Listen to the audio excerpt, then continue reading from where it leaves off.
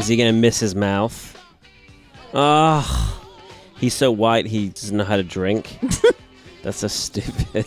Doesn't make any sense. I actually think that's a real thing. Really? Yeah, I spilled my coffee before.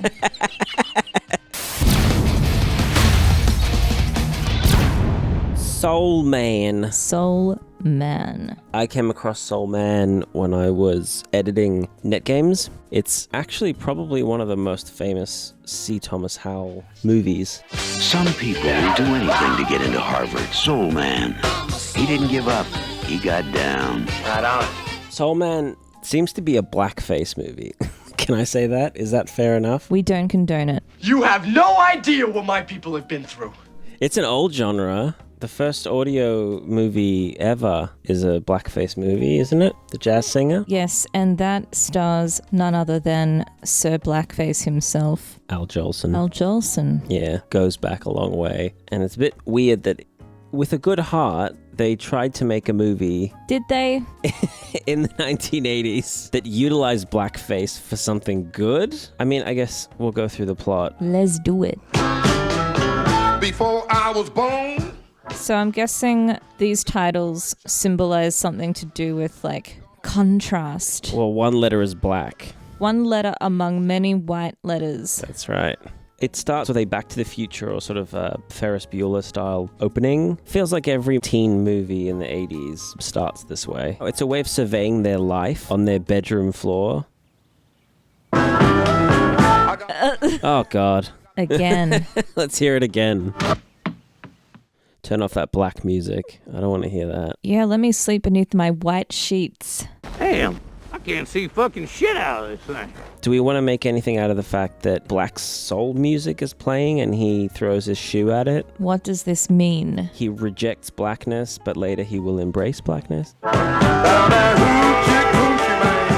He wants to turn blackness off and on as he sees fit. He wakes up in bed next to a woman. First thing he does is he checks out the lady's naked body under the covers. Oh, no, he's looking at her face. He's not checking out her... Oh. Yeah. His best friend, Gordon, comes in and gives him the mail for their entry into Harvard. Either an acceptance or a rejection letter. You got in, didn't you?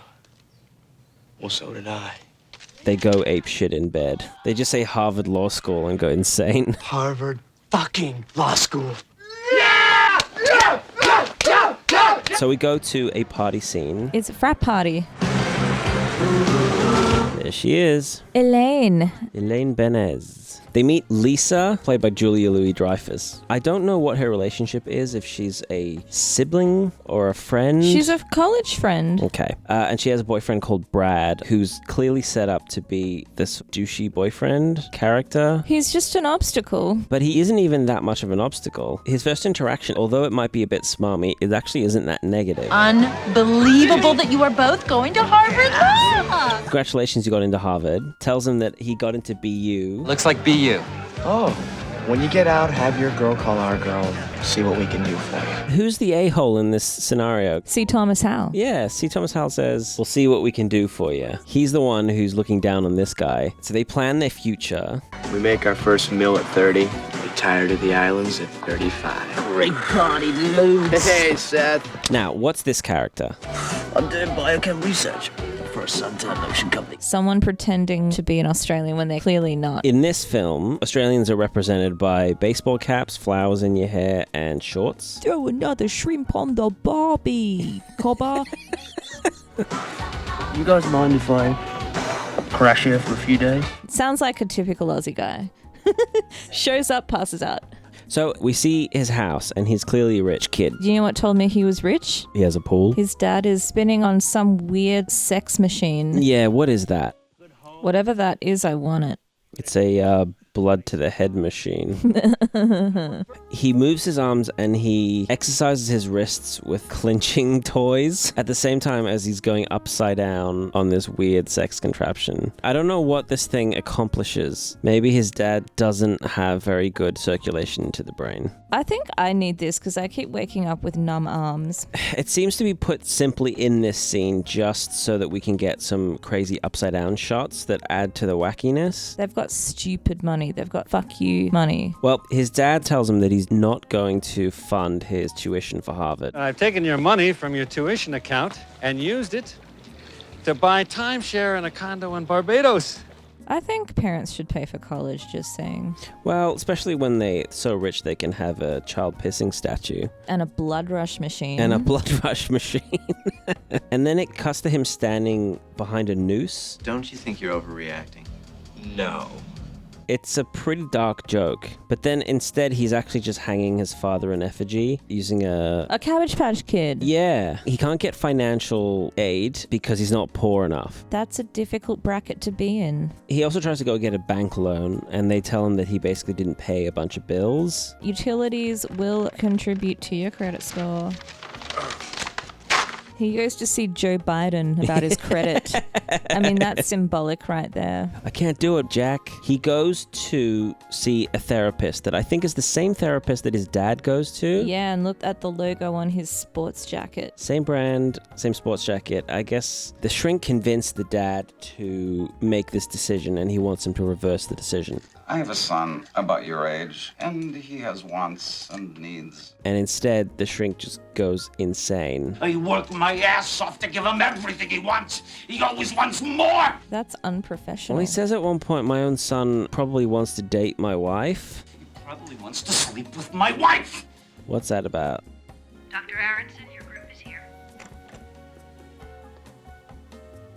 He has a whole group of people that are all dressed in the same outfit. He's like getting in their heads and making them all into versions of himself. There's a lot of jokes like that that just fall flat because I don't really get what they're hinting at. The people who made this must have been Scientologists. They hate the psychiatric disciplines. Psychiatry's deadliest scam revealed. That would explain the decision to make the film in the first place. Do they dislike people of color? color? No, they're just weird. They're just strange people. They run into Brad at a bar. Mark! Gordon! Bradley! And again, Brad is very encouraging. Yeah, he's just a nice guy who would never do blackface. Well, yes. But look, I think I can pull some strings and get you into BU at midterm. Why don't you give me a call? I got the money, Brad. On paper, there's nothing that Brad said that was wrong. Again, Mark is being the awful person in the scenario. Well, it's a challenge for him now. He's got to prove himself. You don't believe me, do you? You don't believe me? He has to find a way to get the money to pay his tuition, and it just cuts straight from this bar to him being accepted as a black person. Congratulations, Mr. Watson, and good luck at Harvard. Thank you, sir. I'll do my best. We don't see his journey towards acceptance, and we don't get a makeover montage, which I think would really be warranted in something like this. We need to see his process. He catches up to Gordon, who's going for a run, and runs up next to him to see if he can spot who he is. Gordon doesn't for a long time until he suddenly does, and it makes him run off the pier. Apparently, originally, in that scene, he was meant to come in and pretend to mug him. Although funny when filmed, they realized it was inappropriate and racist. Are we the baddies? The way he got black is that he took an overdose of suntan trial medication. It's a new product this suntan lotion company's developing. They're tanning pills. This is a real thing. Look up Martina Big. Hello, I'm your sexy gardener. Welcome to my garden. This is a German white woman who has managed to supposedly turn her skin black. She was famous for having enormous breast implants, and they were apparently the kind that could be inflated with air, and they would gradually deflate, but then she could inflate them again. That's Frankenstein shit. She seemed to have some kind of serious mental health thing. You reckon? Her and her boyfriend were taking these tanning pills that I think increases the melanin in your skin. She looks like she fell into a fire. She looks like a doll from a time when people were just racist. Well, she looks like C. Thomas Howell with a wig and inflatable tits. Nailed it. I guess I wasn't giving Soul Man enough credit. It was ahead of its time. These are the 80s, man. The Cosby decade. America loves black people. Yeah. Well, that aged well. Oh, no. I don't think America loved black people. I think America loved what black people could do for them. Like a wacky plot in a comedy movie. Yep. So they get an apartment in Boston, and the guy who runs the building, Roy... He's a cultural stereotype. He's a working stiff, so of course he's racist. When your mother rented this place for you, she never told me that your roommate was a... Oh boy. Say it. Well, I know it, but I don't think I should say it. Black. Okay. A black Negro. Okay, he's working his way up to it. The actual owner of the building is Leslie Nielsen. You just keep your eyes open for anything that breaks the lease. Pets, damage, drugs, loud music. Leslie Nielsen has a daughter, Whitney. He sets his sights on her. And I love the view. I think she sets her sights on him, too. Remember me? Remember you. Are you kidding? I had your face embroidered on my pillow. Leslie Nielsen doesn't like him because he's black and says he's looking for an opportunity to evict him. I want you to stay away from him. He can't evict him legally, but he's trying to find any opportunity he can to break the lease. They go to a Harvard Law party. I guess it's an induction party, I'm not sure. There's two guys that are just telling racist jokes. That seems to be all they ever do. 1,000 black guys and one white guy. What do you call the white guy? I give up. What? They say, hey man, hope it's not a problem. No offense. Mark doesn't seem to care, because he's not black.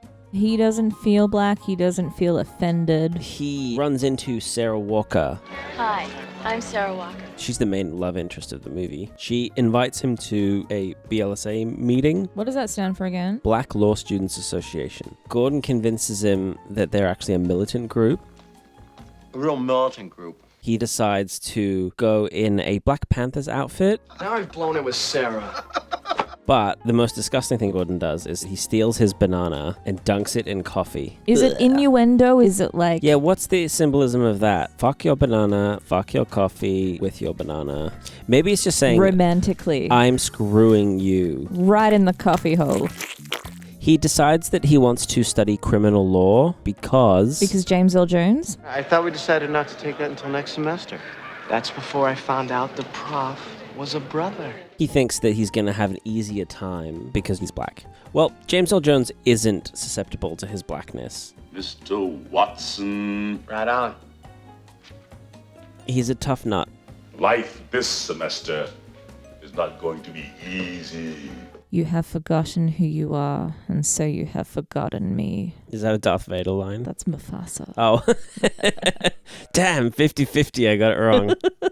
To do well in this course, you must be fully prepared for each class meeting, and all written work must be on time. When we die, our bodies become grass, and then the antelope eat the grass. That's Darth Vader. No excuses will be accepted for failure to complete all tasks assigned in the time allotted. That's what he tells his wife when they go to bed. He's going to force choke him. James Earl Jones looks psychotic in this movie. He looks like he's going to cry. His eyes are red. James Earl Jones' performance is that of just sheer rage. A bugged out psychotic lunatic. You'll get no special treatment from me. Thanksgiving. A particularly good job. Shut up now. Don't apologize to me.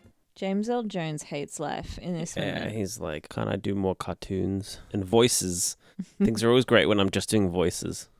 Could you cite one for us? He looks crazy. See what I mean?